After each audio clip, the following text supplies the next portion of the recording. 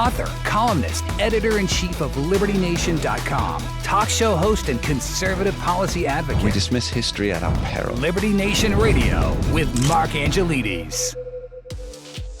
Hello, welcome to Liberty Nation Radio, heard coast to coast on the Radio American Network. I'm your host, Mark Angelides. We have quite the lineup show for you today. It's going to be great fun. Let's get started.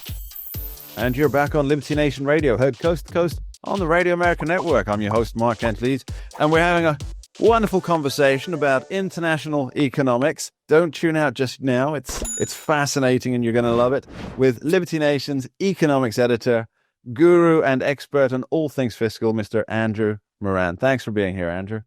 Thank you for having me. I wouldn't say I'm amazing or anything like that. I didn't say you're amazing. To me, he's pretty amazing. He has the numbers at his fingertips and his fingertips at the end of a Google search. So let's carry on with this. AI, ChatGPT. ChatGPT. Oh dear. No. So what we want to talk about today, Andrew, is China, and that's the overall theme. What's happening with the Chinese economy? Because I mentioned to you not long ago that it seems to me that, and I'm not an economist and I don't follow the data other than I read your pieces on libertynation.com. But it seemed to me that China is slowly slipping into what Japan used to be, the Japanification of the Chinese economy. And you said that that's something that's actually doing a buzz around now. What are the data points involved in that? Well, so there are many things. So first is that China is actually facing deflation. That's something that Japan has struggled with for a long time, not so much as of late, but overall, yes, you see the last several months of CPI data and even the producer price index, it's all slipping into deflation. Treat me like I'm a rather slow 5-year-old and explain deflation to me. So price deflation is when you have declining prices across the board. So there's not a lot of consumption going on. There's a lot of domestic demand happening across the countries. Therefore, prices are falling. But even on a foreign demand level too, you see, which is another aspect of this Japanification, you're seeing foreign demand for Chinese goods actually decline. So, for example, the Manufacturing Purchasing Managers Index, they have two versions. They have a government version, they have a private sector version. Both show contraction, meaning that perhaps President Donald Trump's tariffs are weighing on the Chinese economies and its manufacturing prowess and exports. Another thing is the aging population. Japan for so long has struggled with aging demographics. China, despite its recent endeavors of, let's say, removing the one-child policy and President Xi Jinping calling people saying, hey, have some babies, nobody's having babies at all. So those are the three aspects of the weighing on the Chinese economy. So there's actually, on this thing about the shrinking population that they're having in China. So when they introduced the one-child policy, there were some exemptions to that, and that was if you were a farmer and your first child was a daughter, then you could have another one, and if you had plenty of money, you would take on a second wife, as it were, and then have another child. But this was very limited to people, and of course tragically resulted in a mass infanticide of unborn girls. But what happened was it became so cultural that to only have one child across the board for most people, and then you ended up with it was the 8-4-2-1 situation. So there's the 8 great grandparents, the 4 grandparents, 2 parents, and then it's down to the 1. Now, because of how the Chinese system is set up, that meant that the one at the bottom there, the one child that they end up having, has to essentially support everything going up those tiers.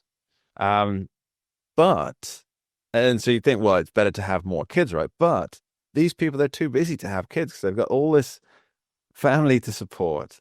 It's kind of put them into almost, I would say, a bottleneck in terms of being able to get out of it. But I mean, and Japan's not really managed to turn that around either, has it? No, I would say most developed countries have struggled to encourage more people having children, no matter what they're doing. even these Eastern European countries that have been open about trying to welcome all people to have more kids or change a tax policy, it's not working at all. Nobody wants to have kids these days. Maybe because the high cost of living, maybe this whole the climate change and for years we've been talking about overpopulation, how we need to depopulate the world. It's all backfiring on everybody. Yeah. You need to have the children if you want to sustain all these entitlement programs and the economy and everything that we've become so accustomed to for the last several decades.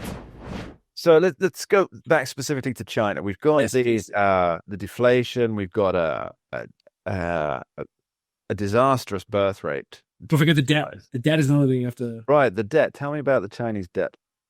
So the federal debt isn't so much a problem. It's the municipal debt, at the state and local level. They have really accumulated so much debt to facilitate stimulus projects, to create more infrastructure. So when if you go on X and you see all these wondrous things that China has all over the country, that has been fostered by debt. And the government actually recently came out, probably a year ago, I should say, and they said that we're not going to bail out any local governments anymore. It's all up to them to pay off these debts. So what are they doing? They're issuing more bonds. But with the global capital markets already inundated with a huge supply of government bonds and debt, no one is buying it. So that's going to cause even a greater issue. Another issue in China is the collapse of the residential property market. Property values have gone down 20% since the days of when that property collapse happened a couple of years ago. And then, of course, the one that happened before the coronavirus pandemic. So you're having a cascading of issues festering in the world's second largest economy. And, with Japanification, I guess it's going to happen in the next few years unless they turn things around, which at this point doesn't seem very likely. So I have some insight into what's been happening with that accumulated debt from the provinces. Having spent many, many years in China, so what happens is the central government, when it's having, let's say, cash issues, it releases a massive round of quantitative easing. Then that gets funneled out to the state-owned or state-adjacent banks, let's call them. And then the banks have a responsibility to give the lion's share of this new fiscal product that they have out to state-owned enterprises. Now, state-owned enterprises they're the really big ones. They're the ones that have full government support. They're the ones that are placeholders for the cousin of a cousin of a cousin of a third cousin twice removed. And these people have to be paid. They have to have the nice offices. They have to have the nice cars with the drivers. And so this money is just being pushed out to these state-owned enterprises on the understanding that because it's a state-owned enterprise, even though it is technically a business, they never have to pay back the money. Yeah. So the money doesn't come back in. Once it gets loaned out, it's just gone. It has to go on somebody's books. And who is that? Well, that's the state and province books that were so generous in feeding out the government money under instructions to these state-owned enterprises. It's a bit of a pyramid scheme, I think, Andrew. Yeah, absolutely right. I remember writing this article many years ago before the coronavirus pandemic, and it talks about how the Chinese economy is suffering from the zombie economy because these companies, no matter what, they will get bailed out. If a smaller company fails, it will just be absorbed by a larger, as you say, state-owned enterprise. So there's so you have the Japanification, but you have the zombification of the Chinese economy. And the other challenge too is that for the People's Bank of China, the country's central bank, is that they've already stimulated the economy to death during the coronavirus pandemic, and they're trying to do it again during this face-off with President Trump. I don't know how much more they have left in the arsenal to achieve this, but so far, I mean, the numbers point that they'll able to achieve the central government's GDP growth rate, but whether that's based on actual fundamental growth, that is doubtful at this point. But for the deflation part, that has been really stunning to watch unfold in real time. And if that happens the next year, Treasury Secretary Scott Bessent's assertion that that's actually in a depression, that could be actually a reality. We're going to continue talking about what could happen to China after this short break. Don't go anywhere. We dismiss history at our peril. Liberty Nation Radio with Mark Angelides. And you're back on Liberty Nation Radio. We're continuing our conversation with economics editor Andrew Moran. So earlier we were talking about the deflation, the population problem, and the debt explosion taking place in China and how it's leading to almost what could be a lost decade, much the same as Japan, so the Japanification. How realistic do you think a lost decade for China will be? I remember reading many, many years ago while I was living in China. I think it was Gordon Chang's The Coming Collapse of China. And then, of course, but even then, it was a few years old, the book. And you see Gordon Chang out and about quite a lot as the China expert. But I think he may have actually been spot on, if not a few years late. Well, the outlook doesn't seem very strong at all, particularly if you have that, as Besant alluded to, the shrinking ice cube, whereby China and other economies would be the consuming countries, and the United States would be the key manufacturer. Remember, for so long, many countries were already leaving.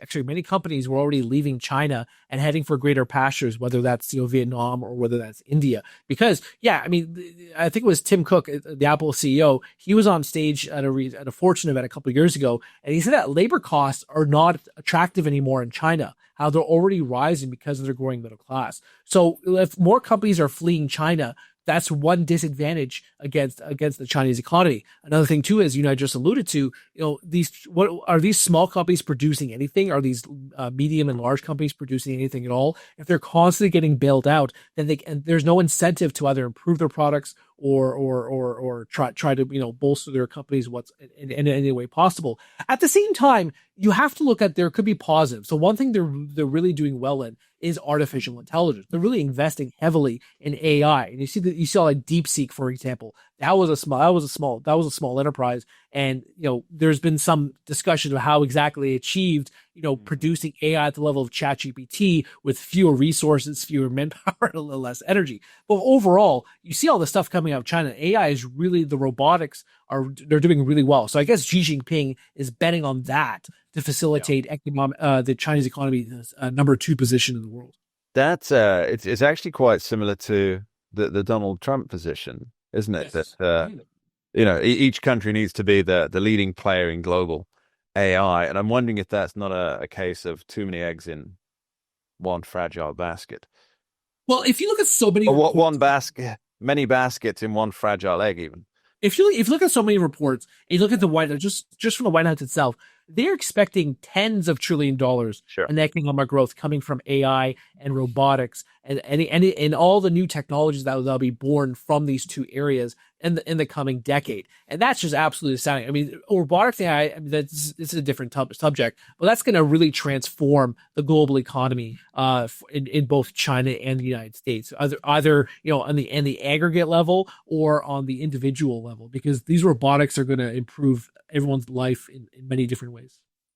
So yeah, that kind of brings up a question that ties into the theme you've been saying here, that certain manufacturers are leaving China anyway because of the labor costs, as and tariffs. Yeah, and tariffs, of course. But over the long term, it's really been, in fact, it's both. Right, you're right. Yeah. So labor, as there's a burgeoning middle class in China, which there absolutely is. There's so many middle class people in China, and it's such a good thing that there is. It's just expanding, it's exploding. But you have two knock-on effects of that. One is that any manufacturing or processing is being shipped out of country. So, for example, the materials and textiles industry, you have a lot of Chinese sellers or brokers turn up at the world fairs. And they say, we can process this for you, we can process that for you. But then what they do is they go back and then they're doing everything through Vietnam. But the Vietnamese don't have the sales structure to go out and pitch for those sales. And so what's happening is everything's getting shifted off to Vietnam, where manufacturing, processing, labor costs are still very, very low.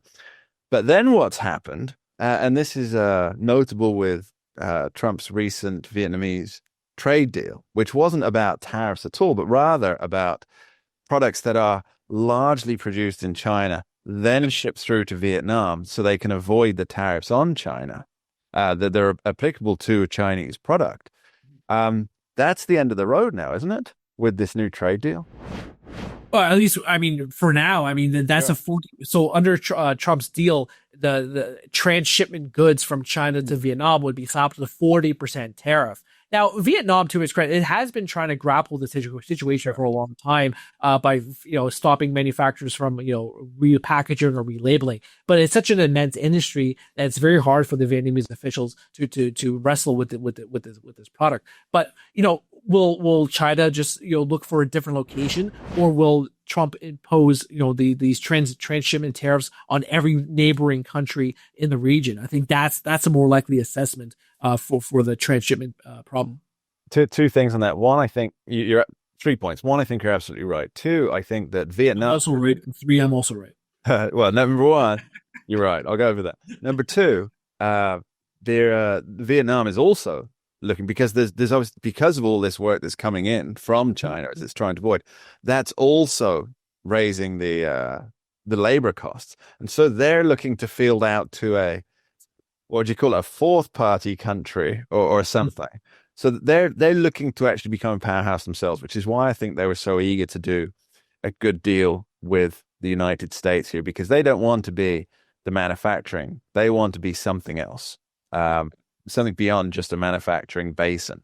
And the third point, which you bring up, is about Donald Trump the White House will probably be pursuing a similar trade arrangement to stop transshipping from China with all the surrounding countries. I think that's absolutely right. And it seems to me that this is designed not so much to level trade with those countries, but to trap China into a landlocked position, as it were, where it just has to do some kind of deal with the United States to get its products out of the country. One thing I'm curious about with China, with their whole push in AI, is if they're going to really expand their manufacturing base through AI. What I mean is that they'll displace a lot of human workers and embrace the artificial intelligence to combat that labor cost. So if companies are fleeing, if one of the reasons companies are fleeing China is because of the labor cost factor, will robotics and AI encourage them back to China? Because yes, U.S. and China are powerhouses when it comes to AI investment. But is Vietnam, is Thailand, is India, are they mirroring U.S. and China when it comes to AI and robotics investing? I haven't seen numbers, but I doubt it, considering of they're spending trillions, while perhaps the rest of the world is spending a few hundred billion. Yeah, maybe you might look at it like, and tell me if I've got this wrong, but it's the new space race, yes. Right? And so just the fact that you've got two major superpowers both rushing towards the same goal, and I guess what happens, and I might have this wrong, but there's offshoots from that race. There's sparks that fly from the beaten track as they're going towards the goal, and those essentially bloom flowers of industry and economy along the way. So no matter who actually gets to the finish line, I don't think you really can get to a finish line with AI as it is. It's not going to be one person gets this kind of AI and, well, we may as well give up and just go with that one. I think there's always going to be innovation within this particular industry. It's not like who can get to space first, right? It's very... Well, the United States, I mean, they're already cracking down on DeepSeek. I mean, I think that the administration's banned government officials from actually using the DeepSeek AI model or large language model. But there's so many AI chatbots out there. I don't think DeepSeek is a concern. But what I mean by that is just that if the administration is already worried about DeepSeek, and I'm sure they'll also be concerned about other AI country of origin products, particularly from China. But I wonder what this looks like on the other side once AI is at the point where investors particularly want it to be. Will we see China with a leveling off of its economy? Where does it go from there? Final thoughts on that?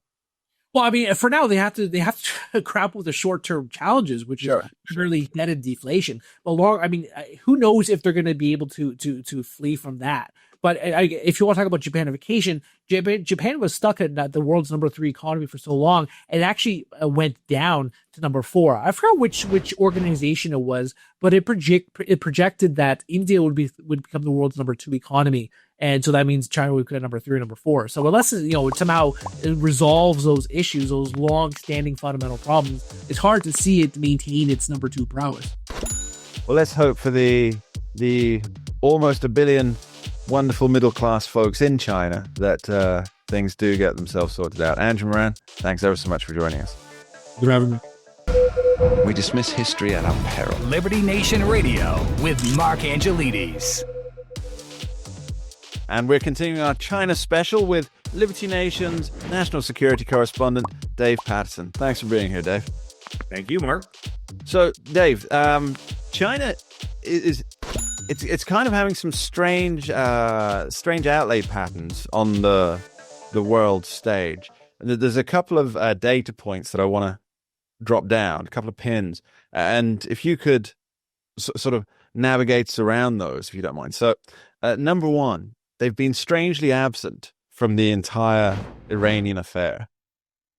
Yes, they have, and I think it's very simple. From their perspective, they have quite a bit of at stake in terms of the oil they get from Iran. Data point one, Right? And they're not sure exactly how to respond to the U.S. versus Iran, but they know they don't want to do anything that will stop the flow of that oil. They know that. Yeah, so there's I believe it's Iran produces 3 million barrels a day. Much of that goes to the Asian market, and that's an exposure for China, whereas the U.S. doesn't really rely on Iran for its oil capacity or oil production. So one could argue, if one were conspiratorially minded, that a good way to slow down the Chinese engine of industry is to hit out at its energy suppliers. And so, yeah, it kind of puts them in a tricky position, right? They can't really side with the US against shutting down what is essentially a rogue state with the potential for nuclear weapons. But at the same time, they don't annoy Iran too much, right? That's right. I mean, so because Iran, quite frankly, is the portal for China into the Middle East, and they've milked that pretty well. I mean, the fact that they brokered the peace agreement, that may be too strong a term. They brokered the renewal of diplomatic relations between Saudi Arabia and Iran. And so that was a big door opener for them. And now they're conflicted because they can't support Iran too heavily here, because if they do that, the United States will simply cut that oil off. Yeah. And so they're walking a fine line here with Iran, but what do you expect? It's the Middle East, right? Yes, allegiances change rather swiftly. And just for those who may be interested, before recording, David and I were having a debate discussion on the various Herods, Herod Agrippa and whatnot, and how these power plays were taking place, because we don't have enough to do with our lives other than discuss 2,000-year-old Middle Eastern history. So the second data point to drop in on this is China avoided the recent BRICS. Yeah, that's right.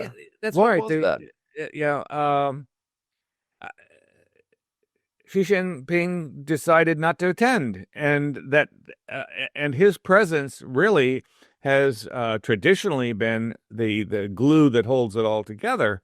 And I mean, you've got Brazil and India and China and Russia and Spain.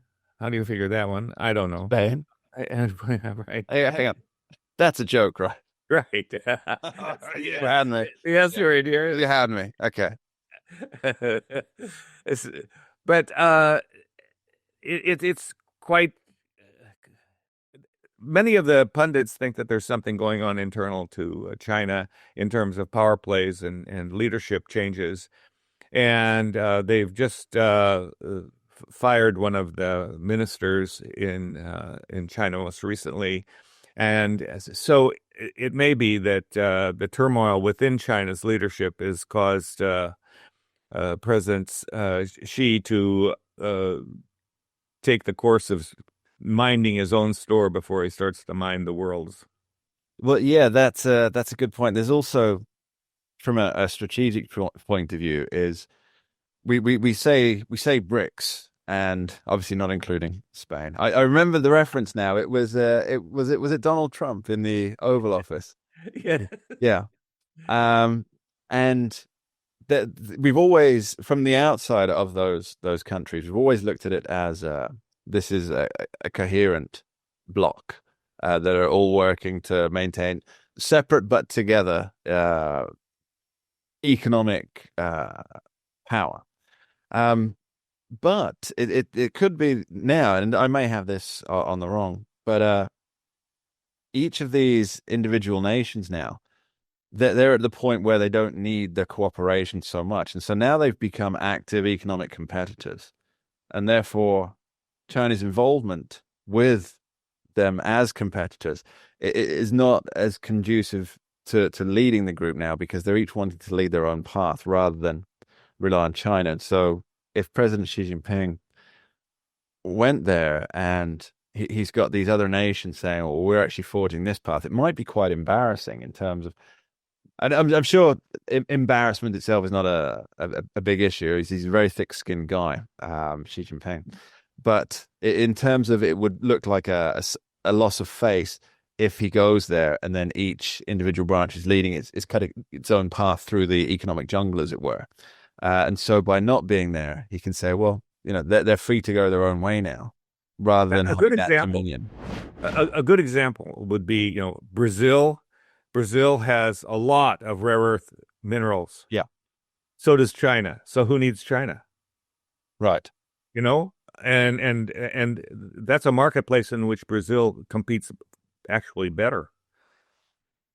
Yeah, and of course, for President Trump, with this ongoing tariffs war, the rare earth minerals and whatnot, that's a huge point of contention, because It is.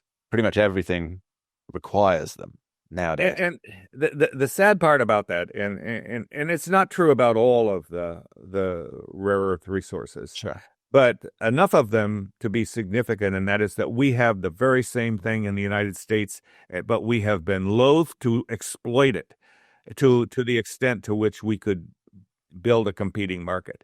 I think that's changing, but up until recently, we have all of this land in California and Arizona and I think in New Mexico as well, that is quite rich in the kinds of things that we need, but it's takes so much effort to get it out that until recently it's not been economically feasible, but now it is. Well, it's funny, and this is very much a tangential point. The United Kingdom, my home turf, has such natural gas resources. Oh, absolutely. That it could become a net exporter of energy in a very short space of time, because it's not that difficult to set up mini plants at the main deposit sites, and it could do it. I'm saying 12 months. You could have production started on these things, but it chooses not to politically, and therefore Britons pay the highest energy prices in the world because of green levies, subsidies, weird tax breaks for green energy companies, and we end up buying our energy from overseas when we have such resources under the ground, and it's crippling the UK economy, this failure to take advantage of the resources you have. Well, that's what Trump ran on, and that was one of the key elements to, I think, that helped him win, is this idea of energy independence. And to follow up on that a little bit, and it doesn't take but about a couple of data points to pull the thread through this, and to see Donald Trump's executive order for the enhancement of nuclear energy, and particularly small modular reactors. Yes. Yeah, and quite frankly, from a national security perspective, having a small modular reactor at each of the bases would absolutely free them from any problems with big grid issues, and would make the energy issues for the major bases and military installations far better than they are now. And I think that's something that we need to watch very carefully. But it also represents a hedge against China. Yeah. It's whoever makes the most. Who was it who said whoever makes the most steel wins the war? But I guess that was whoever can produce the most energy has the advantage there. Dave, I just want to go into one more thing before we finish up, and that is there was one more answer. well, what a great congruence. So there was a recent story in the New York Times a couple of weeks ago about an alleged 8-page document from the FSB, the Russian Secret Service, and it was that they're beginning to worry. The Russians are beginning to worry that China's setting its eyes northwards to Siberia rather than focusing southeastwards towards Taiwan in terms of resource exploitation. Well, I think that you have to always realize that, if true, China has a very long-term framework, a decision horizon, and I don't think that Russia has to worry about anything within the next 2 weeks. Sure. But it's entirely possible that the FSB is correct about China's long-term designs on their neighbor to the north. This is not new. This has been a concern for the Soviet Union and for Russia after 1990, that China would see Siberia particularly as a target for exploitation. And think back, Gromyko and all of the leadership in the Soviet Union. This was a concern of theirs for a very, very long time. Yeah, valid point, Dave. We're going to be back with Dave Patterson after this short break. Don't go anywhere. We dismiss history at our peril. Liberty Nation Radio with Mark Angelides. And you're back on Liberty Nation Radio, heard coast to coast on the Radio America Network. I remain Mark Angelides. We're continuing our conversation with Liberty Nation's national security correspondent, Dave Patterson. Dave, we've been talking about various data points on on what's happening with China, but we can't really avoid talking about Taiwan. And although China has been very quiet in recent weeks and months, as I guess it's battling with the Trump tariff thing, because without an economy, they can't really focus on anything else. Or without a thriving economy, they can't really focus on anything else. But the flybys into Taiwanese airspace, those have pretty much continued unabated, haven't they? Yes, they have. And, when we say that China has been quiet, that's a relative quiet. Sure. They've been quiet in Iran and the Middle East. But if you're Taiwan, if you're Philippines, they've not been quiet. I mean, they've continued to do what they've been doing. There is an interesting, we talked a little bit of with the potential leadership turbulence within China. They may be having to take their eye off the ball with regard to how soon or if they will step up their aggression against Taiwan. And of course, the aggression that we do not want to see is a blockade, because blockades tend to lead very quickly to war. But China's been practicing the blockade, so that's what you would expect to see first if there was going to be anything that was on toward Taiwan, and we haven't seen that kind of aggression. We saw one exercise that looked like it, but it's not been persistent. So that's actually that's a really important point. Is it's not being persistent, and again, that's a very relative term It because is. for a very very long time there have been these the I'd like almost call them um, training operations that have been taking place, and each of these training operations has been based on the idea, well, how would we annex Taiwan? Right. And you don't train for something unless you anticipate the necessity of it coming to fruition, right? Because you would never practice that kind of thing to protect Taiwan from some external threat.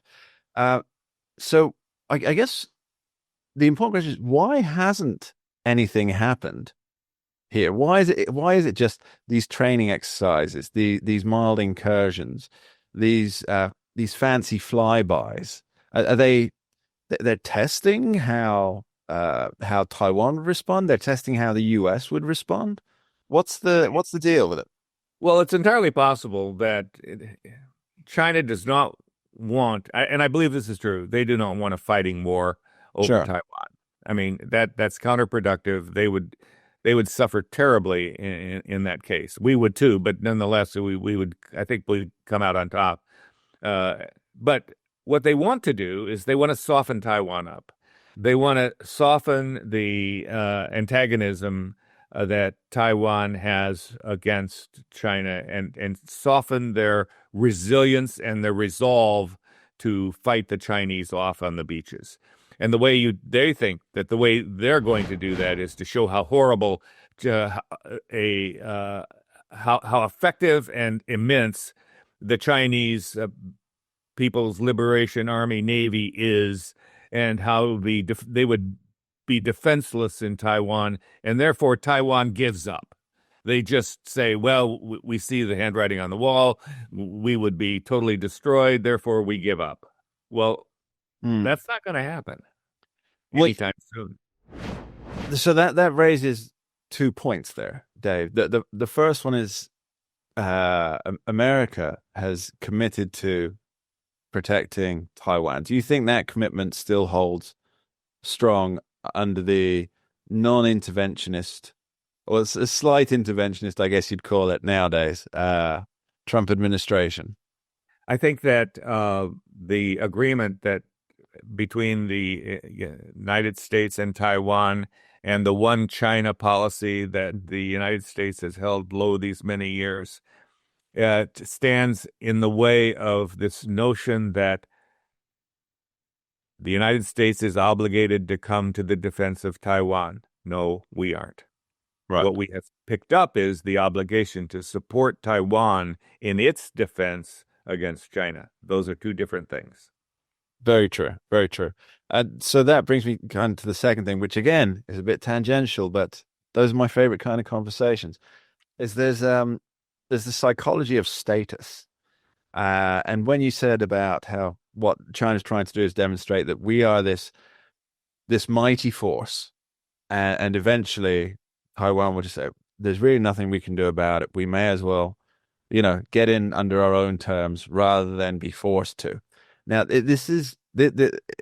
it pops into my mind that this is a status battle. So there's two ways to really gain status, and status is always something that's awarded to you, right? It's not something that you can put on yourself. You can't say, "Oh, I have status today." It's given from other sources. And the two ways of getting it, one is prestige, which is by being particularly good at something. And the other one, which is more important here, is the ability to dominate. And that's how status is achieved. Now, long term, that kind of strategy doesn't hold. I think that's probably right. It doesn't have, if you're gaining your status by being dominant, and dominance here means if you don't do what I tell you, I can hurt you. That's the essence of dominance. It doesn't last.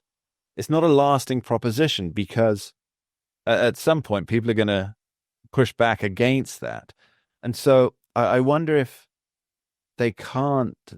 I don't think China can really achieve its goals here, at least in a long term. They may have short-term victories, but considering it's it's a nation and a people that are very, very long-term planners. I think that's quite a short-sighted view. Your final word on that, your thoughts on that? I think that is a short-sighted view, as you say. I think that the real lasting power of a nation is the perception that they are a force for good in the global economy, both military economy and the financial economy. And China has yet to breach that capability. They're not seen. They're seen as a pragmatic, often opportunity, but they are not seen as a force for good on the global stage. Words of advice for President Xi, do please get in touch. Dave Patterson, thanks ever so much for joining us. Yes, thank you for your consideration in this matter. And that's all we've got time for on this week's edition of Liberty Nation Radio. Thank you to our guests today, Andrew Moran and Dave Patterson. And thanks to you, the listeners at home, for taking the time to tune in and join us. Please remember, Liberty Nation does not endorse candidates, campaigns, or legislation. And this presentation is no endorsement. We dismiss history at our peril. Liberty Nation Radio with Mark Angelides.